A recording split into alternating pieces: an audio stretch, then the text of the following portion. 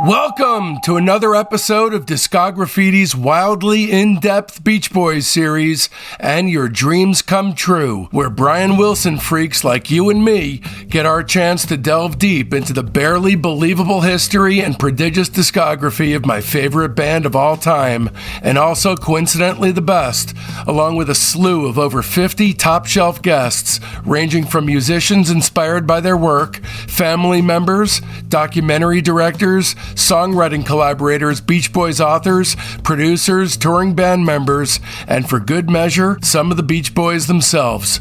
I'm your host, Dave Gebrow, and special thanks goes out to co-producers Chuck Granata, Dennis Dykin, and Mark Freed, without whom this series would not have happened. And in this episode, we'll be turning our spray cans on the Beach Boys' Pet Sounds.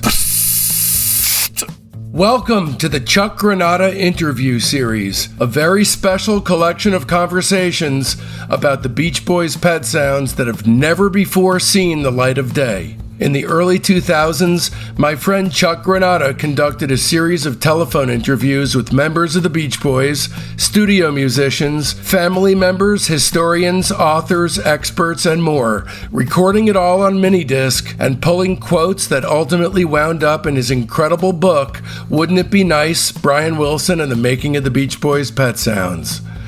The minidiscs with the interviews were then all labeled, boxed up, and packed away. That is, until now. Chuck has done a bit of audio sprucing where needed, and I've trimmed them down for broadcast, but otherwise, this act of loving curation is brought to you as an act of historical TLC.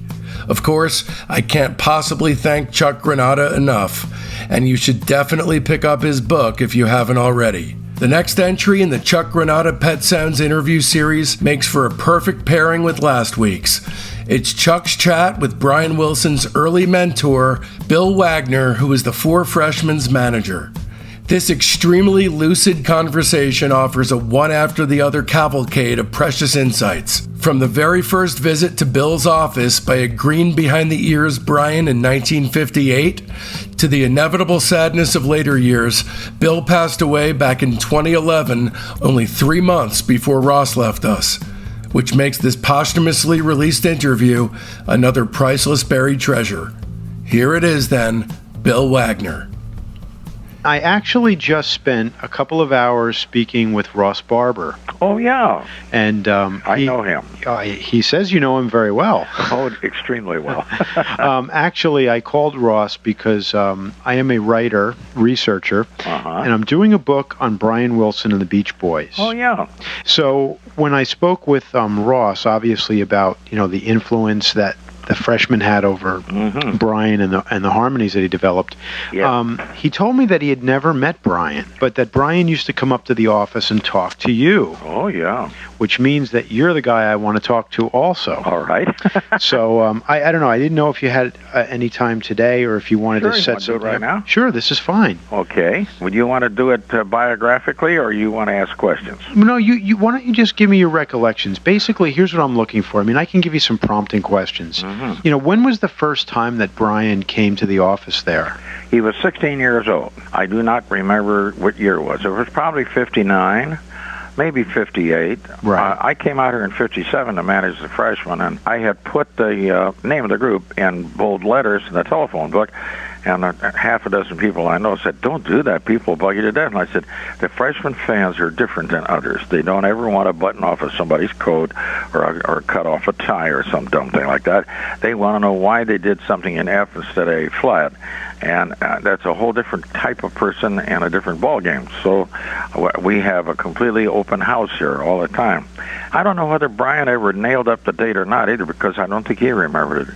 I've seen a couple of biographies going by in which the information was garbled at best, and I know the start of it intimately, but I do know that he was 16, wherever that may have put it. Right. Okay, he walked in one day, and my secretary came in and she said, there's a young man named Brian Wilson here, and he wants to talk to you. And I said, fine. And so Brian came in and sat, and we had about 6 albums out right then. I produced 23 albums with the Freshmen over a period of 8 years. But Brian sat down, and we had a lot of pictures, but nearly all pictures of the group. And so he said, you don't have any autograph pictures? Don't you know any famous people? And I said, I know a whole bunch of famous people, but we don't go for autographs around here. And he said, that's weird. And I said, well, we're weird right from the start. We do a lot of things other people do. But anyway, so he said, could I just sit here and absorb? And I said, sure. And so he said, well, if there's anything comes up that you want me to get out in the other office, you just say so, and I'll go. And I said, Brian, there's nothing that happens here all day long, every day, that is secret. Number one, it's a very wide open place. And the only thing that I might want to move you is if there's a fire in the building, and I will tell you about that, okay? And so we sat there, and I took, I don't know, 7 or 8 phone calls, because I was working with general artists, and they were booking the Freshmen. And the guys were playing about pretty close to 300 dates a year, and Capitol was bugging them for more albums at the same moment. And also, we were reasonably busy in the office, and they were the only people I had for about 3 years, and the only ones I wanted. But anyway, another 10 minutes or 15 minutes went by, and then he said, I know every note of every Freshman or record that you got out. And I said, gee, Brian, that's incredible. And he said, all 4 parts on each one, all of them. And I said, that's wonderful. And he said, well, test me. I said, I'm going to test you. If you say you know it, you know it. And he said, no, I need to prove it. I can't prove it to anybody that I know, but I want to prove it to you guys, okay? And then maybe you can tell the Freshmen about it. And I said, sure. So I said, okay, if you want to. So I got out. The guys had a thing out called The Day Isn't Long Enough, which was it wasn't in the first album, but it was in about the second album, and it was a single originally, and then had been in the first pickup that we did, which was called Freshman Favorites Volume 1. It's one of the toughest arrangements the guys ever tried to do, and it was largely head.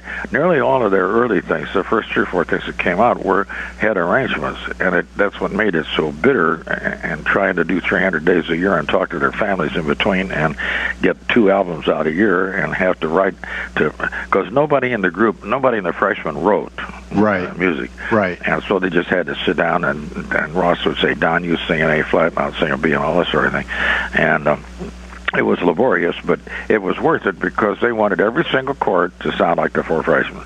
The whole history of the group that I knew anything about, at least, which was the first 20 years of it, pretty intimately, they never did a chord that didn't sound like the Freshmen. That was the requirement, and we had to turn down all kinds of tunes because the following chord progressions or the leading lines in the tune might not hit the sound right, and we couldn't play around with it. So we used to pick about 20 tunes for every album and then wind up with 12 to actually got in it.